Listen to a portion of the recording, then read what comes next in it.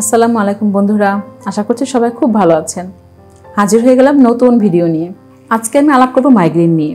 Migraine শব্দের অর্থ hemicrania, যার অর্থ মাথার এক পাশে ব্যথা। যদিও বলা হয়ে থাকে যে মাথার এক পাশে ব্যথা, কিন্তু মাথার যে কোনো পাশে ব্যথা হতে পারে মাইগ্রেনে। অর্থাৎ ভয়াবহ, ভয়ঙ্কর, তীব্র মাথা ব্যথাটাকেই বলা হচ্ছে মাইগ্রেন। প্রচণ্ড শব্দ, কটু গন্ধ কিংবা তীব্র আলো, এই তিন ধরনের সমস্যা থেকে কিন্তু মাইগ্রেন হতে পারে। অর্থাৎ মাইগ্রেনের কারণ হিসেবে ধরা হয় তীব্র আলো, কটু গন্ধ কিংবা ঝাঁঝালো গন্ধ, শব্দ।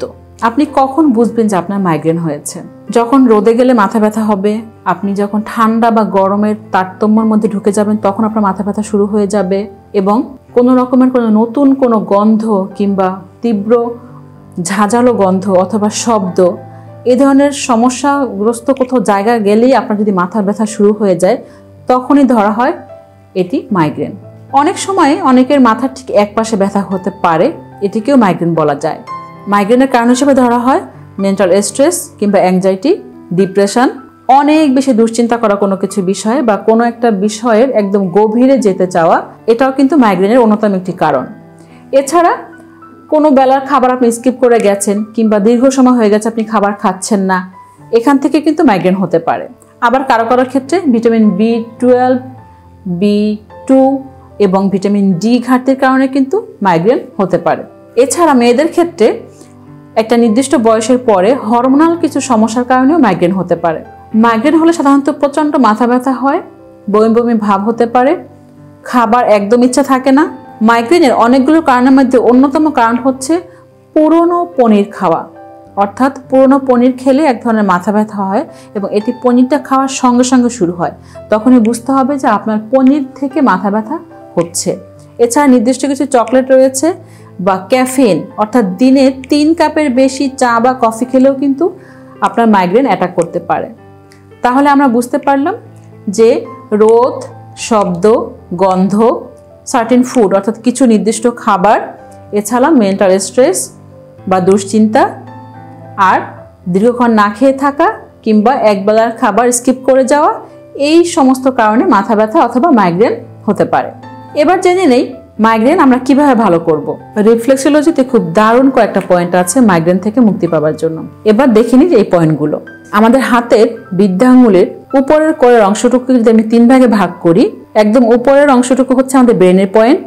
এই পয়েন্টটিতে 50 থেকে 80 বার থেরাপি করতে হবে। একদম পাম্প করার মতো করে ধীরে ধীরে থেরাপি করতে হবে।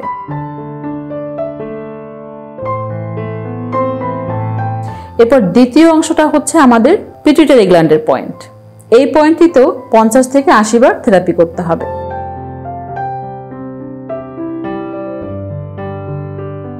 এর পরবর্তী পয়েন্টটা রয়েছে পিনিয়াল গ্ল্যান্ডের পয়েন্ট।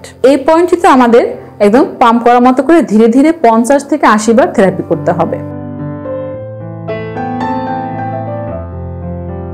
এবার আমাদের যে হাতের মধ্যে যে রেখাটি রয়েছে ঠিক মাঝ বরাবর, এই রেখাটির উপর দিয়ে এটি হচ্ছে 2 নাম্বার পয়েন্ট। এই 2 নাম্বার পয়েন্টে আমাদেরকে একদম হাত ঘুরিয়ে ঘুরিয়ে এরকম পাম্প করার মতো করে ধীরে ধীরে 50 থেকে 80 বার থেরাপি করতে হবে।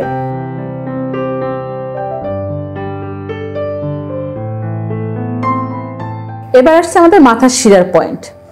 আমাদের হাতের থাম এবং হাতের যে জয়েন্ট যেখানে রয়েছে, এই জয়েন্ট থেকে আমাদের হাতের এই প্রথম কর্ডটা যে রেখাটা রয়েছে, এই পুরো অংশটাই হচ্ছে মাথার শিরার পয়েন্ট। এই পয়েন্টটিতে এভাবে হাত ঘুরিয়ে ঘুরিয়ে পুরো পয়েন্টটাতে পাম্প করার মতো করে ধীরে ধীরে থেরাপি করতে হবে।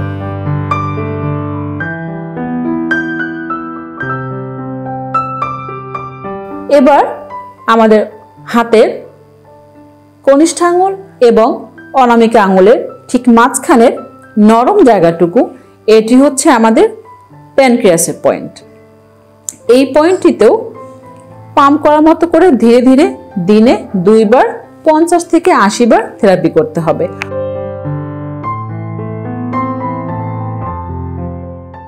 অর্থাৎ আমাদের বুড়ো আঙুলে রয়েছে মোট 5টা পয়েন্ট, আর অনামিকা এবং তর্জনী আঙুলের ঠিক মাঝ বরাবর নরম জায়গাটিতে রয়েছে আমাদের প্যানক্রিয়াসের পয়েন্ট।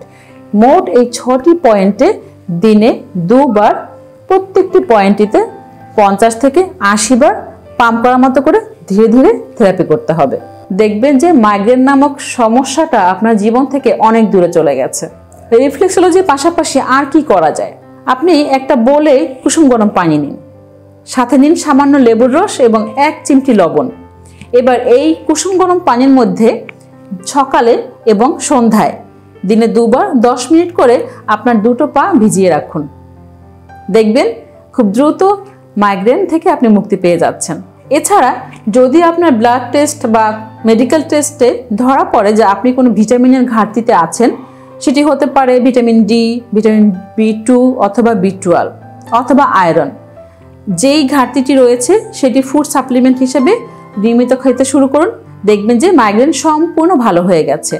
এছাড়া যখন আপনি তীব্র মাথা ব্যথায় ভুগছেন, ঠিক এই সময় 1 গ্লাস গরম পানির মধ্যে 1 চামচ আদার রস, 1 চামচ লেবুর রস এবং 1 চামচ মধু দিয়ে মিশিয়ে খেয়ে নিন।